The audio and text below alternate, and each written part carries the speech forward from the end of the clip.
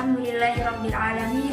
Segala puji bagi Allah Subhanahu wa Ta'ala yang telah memberikan kita nikmat iman, nikmat Islam, serta nikmat kesehatan sehingga kita bisa bertemu kembali pada Nabi Muhammad sekali. Salawat dan salam semoga tetap tercurah kepada Nabi Muhammad SAW, kepada keluarga beliau, kepada sahabat beliau, dan para pengikut beliau pada akhir zaman.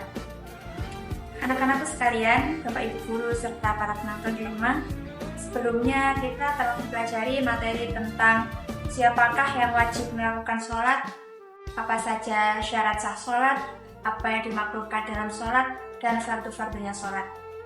Dan hari ini kita akan melanjutkan yaitu terkait sunnah-sunnahnya sholat. Yang kita pelajari kemarin itu merupakan fondasi dalam ibadah sholat kita. Tanpa syarat dan rukun sholat, maka sholat kita tidak akan sah. Namun, apakah cukup jika kita hanya melaksanakan yang wajib saja?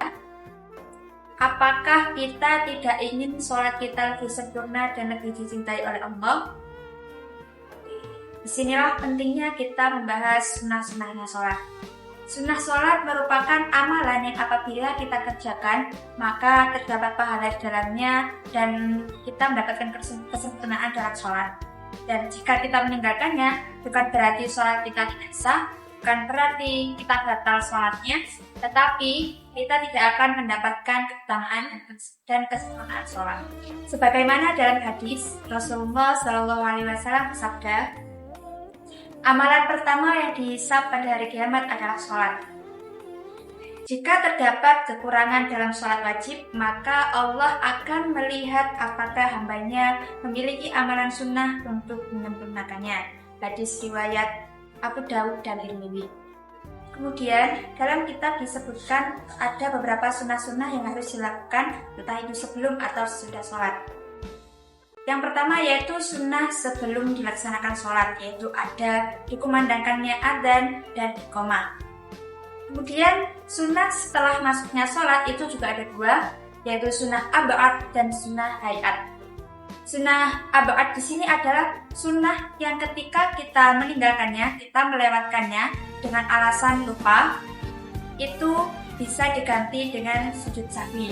Dan untuk sunnah hayat apabila ketika kita meninggalkannya maka tidak wajib diganti dengan sujud sahwi.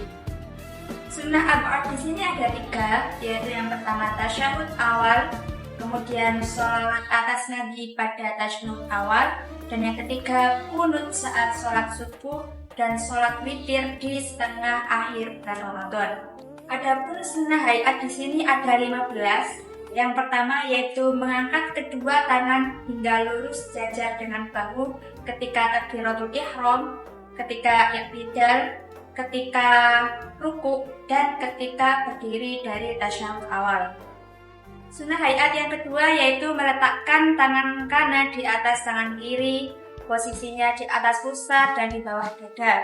Sunnah hayat yang ketiga yaitu membaca doa iftitah, yaitu yang kita ketahui kabiro dan ila akhirih. Hayat yang keempat yaitu membaca ta'awud, a'udzubillahi minasyaitonirrajim. Kemudian sunnah hayat yang kelima yaitu membaca amin ketika selesai bacakan surat Al-Fatihah oleh imam. Sunnah hayat yang keenam yaitu membaca surat setelah surat Al-Fatihah di rakaat pertama dan rakaat kedua selain makmum, yaitu dibaca oleh imam. Kemudian sunnah hayat yang ketujuh yaitu mengeraskan suara dan melirikkan suara pada tempatnya. Sunnah hayat yang kedelapan yaitu membaca takbir pada saat naik dan turun. Jadi gunanya di sini untuk membedakan antara gerakan satu dengan gerakan yang lain. Kemudian sunnah hayat yang kesembilan yaitu membaca Sami Allahu liman hamidah, Rabbana lakal hamdu sampai akhir, itu ketika i'tidal. Sunnah hayat yang ke-10 yaitu membaca tasbih pada ruku dan sujud sebanyak 3 kali. Sunnah hayat yang ke-11 yaitu meletakkan kedua tangan di atas paha, kemudian merenggangkannya sebelah kiri dan mengepalkan sebelah kanan kecuali jari telunjuk. Kemudian sunnah hayat yang ke-12 yaitu duduk iftirash dalam senuman duduk. Sunnah yang ke-13 yaitu duduk tawarruk pada duduk yang paling akhir, di tasyahud akhir. Kemudian sunnah hayat yang ke-14 yaitu salam yang kedua, dan sunnah hayat yang terakhir yaitu niat keluar dari sholat. Kemudian kapan waktu untuk mengeraskan dan melirihkan suara pada waktu sholat? Yang pertama, mengeraskan suara pada rakaat pertama dan rakaat kedua pada sholat subuh, sholat maghrib, dan sholat isya, dan melirihkan suara pada rakaat ketiga dan rakaat keempat pada sholat maghrib dan isya, dan pada seluruh rakaat pada sholat zuhur dan sholat asar.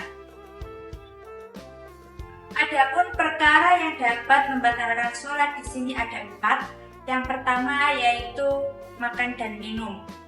Yang kedua yaitu menggerakkan anggota tubuh sebanyak 3 kali. Kemudian yang ketiga yaitu berbicara dengan sengaja.